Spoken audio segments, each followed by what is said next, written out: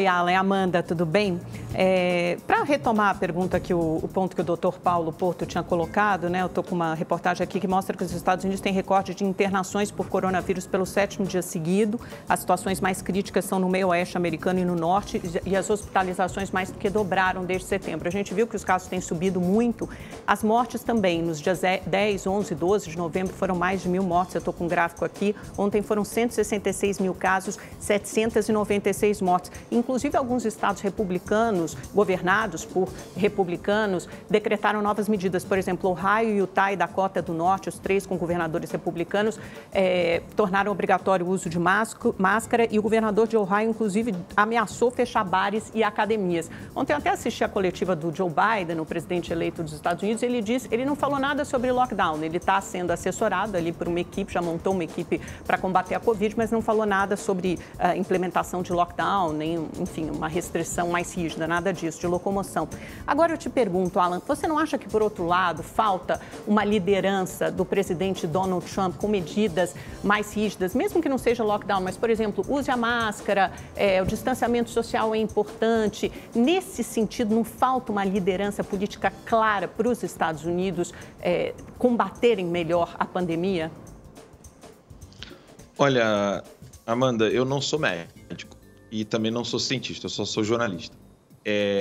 A minha opinião com relação à questão de uso de máscara, ela só pode decorrer de pessoas que possam estar estudando sobre isso, e o que nós temos do uso de máscara, desde que ela veio como um meio para prevenir algumas doenças na humanidade, a gente percebe muito bem que tipo de máscara nós temos que usar, é uma pergunta, né? Se a máscara que está sendo utilizada é realmente a máscara que é própria para aquele problema. Se o uso de máscara realmente vai resolver esse problema, basta ver os laboratórios. Nós temos um médico na mesa, eu não sou, a gente pode perguntar para ele quais tipos de máscaras é que são utilizadas.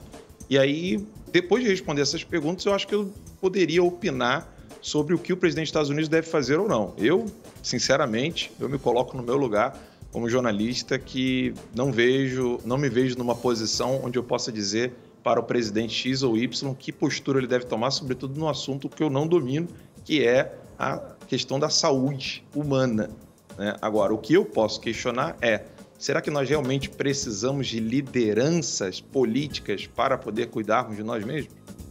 Bom, passamos então à questão do Dr. Paulo Portos, máscaras, afinal de contas.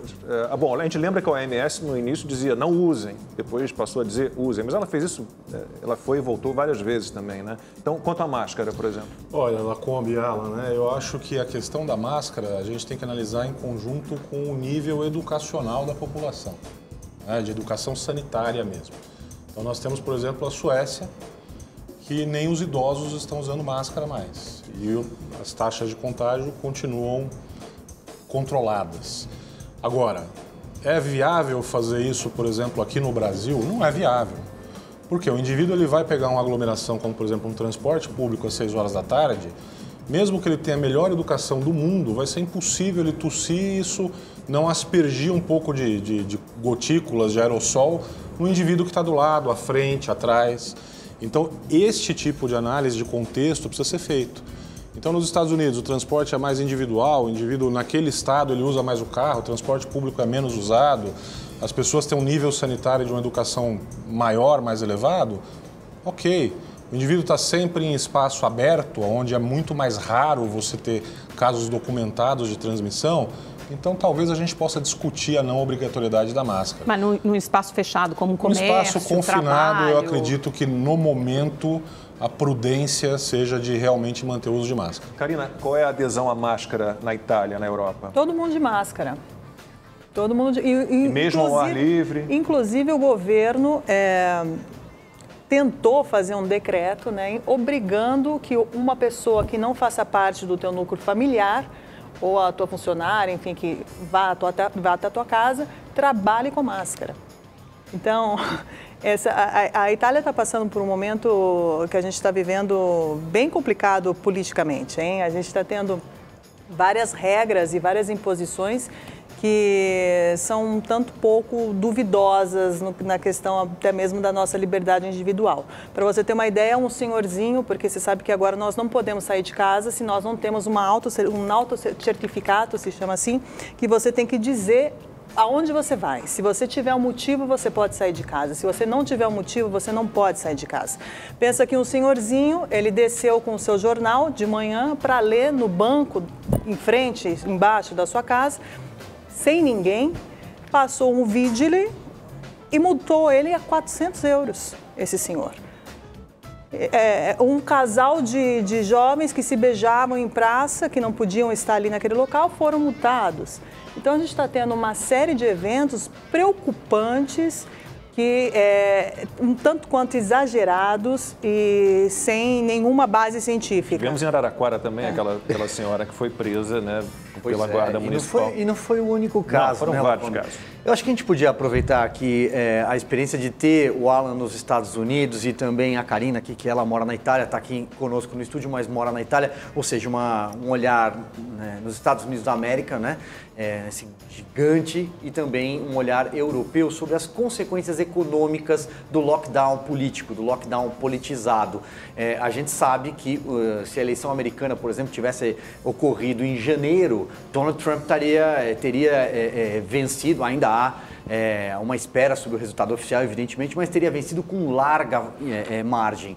E os Estados Unidos, por conta de algumas medidas restritivas, sofre hoje com desemprego, com perdas econômicas, e a Europa, creio que não é diferente, não esteja acontecendo de forma diferente. Queria então repassar uma pergunta para o Alan, e depois acho que a Karina pode até comentar sobre as consequências econômicas de um lockdown político para a história, né?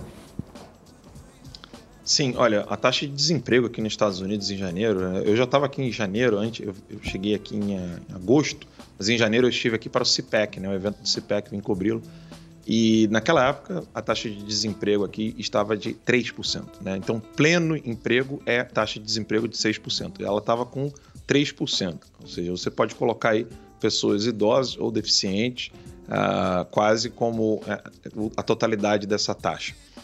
Óbvio que quando veio, né, a sequência de lockdowns e de restrições, de movimentação, etc., você teve uma quebra enorme, né? O sistema imobiliário hoje americano está em crise profunda, né? Você não tem mais pessoas com dinheiro para pagar os aluguéis, pessoas que possam cumprir com os seus contratos de aluguel, pagamento de financiamento de casa, carros, etc. E como isso é sempre reportado ao banco, essas pessoas estão perdendo as suas propriedades, né? Ou seja, perdendo o seu carro, perdendo a sua casa, e não estão podendo recuperar-se devido a essa postura de quebra de mercado sob, né, o argumento de que estão cuidando da saúde.